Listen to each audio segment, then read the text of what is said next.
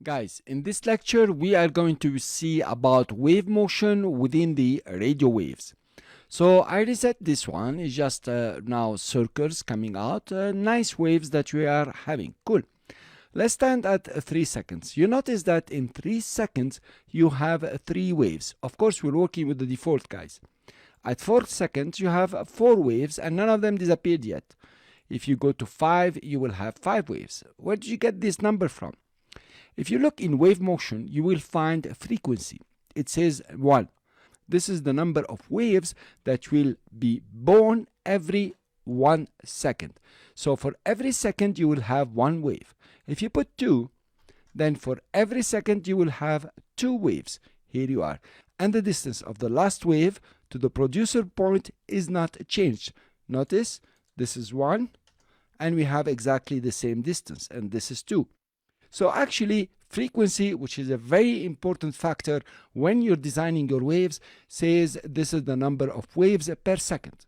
Fine, let's put it back to 1. Now, expansion is the one that will determine the speed at which a wave is traveling, hence the distance. Notice if I put it, for example, to 7, it's going to change the distance.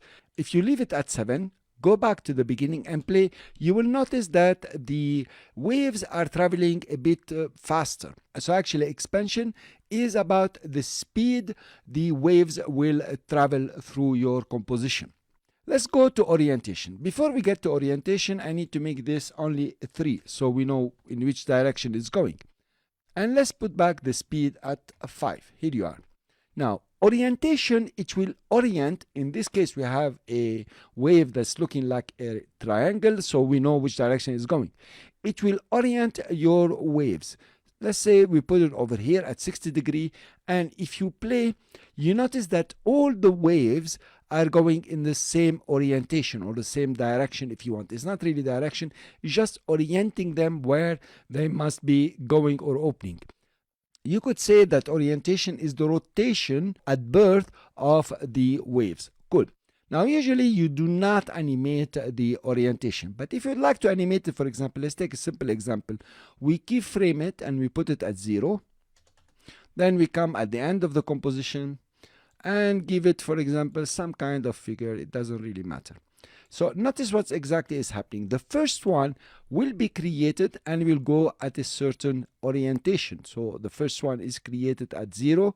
The second one will be created if you look at 72, and it will keep the 72 angle.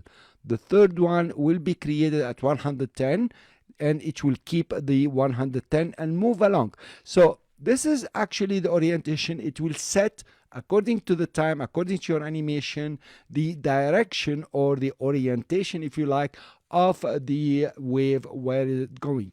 Let's reset the orientation here. We put it back to 0. Now we look at direction and velocity. Direction, if you move it around, you change the value, actually nothing will happen. Notice nothing will happen. This is because the direction by default is set to 90. That's pretty cool. But the direction is the direction of the velocity, meaning you set the direction and you set a speed, and now your wave will go in this direction according to this speed. Let's hack the speed. You notice what's happening here. So the direction is 90 degrees and the velocity is 147. So your triangles or your waves are going towards 90 degrees and they're opening up. If you change the direction, for example, to minus 90, now it is not very symmetric here. They are going on the left or minus 90 and the velocity is so much. Let's change the velocity to 100. You will notice what's happening here. They're moving along in both directions, but mainly it is this direction they want to go. Okay, we reset the direction. I'm going to reset it, and we reset the velocity, and look at spin. Now, spin is responsible of spinning or rotating the waves through time. Now it has no value and nothing is spinning. Let's come and give it a certain value, for example, something like this. You notice that they will continue spinning. So there is an angle of orientation at birth. Let's say we give it 45 degrees. Here you are. They are born at 45 degrees and they are spinning at 35 every 1 second. So that's the spinning.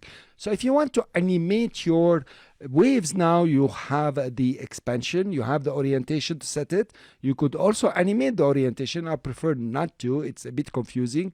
And you have the velocity with the direction and the speed. Now let's go to lifespan. You notice here there is 10. It means that the wave will live for 10 seconds. You can make your waves live shorter.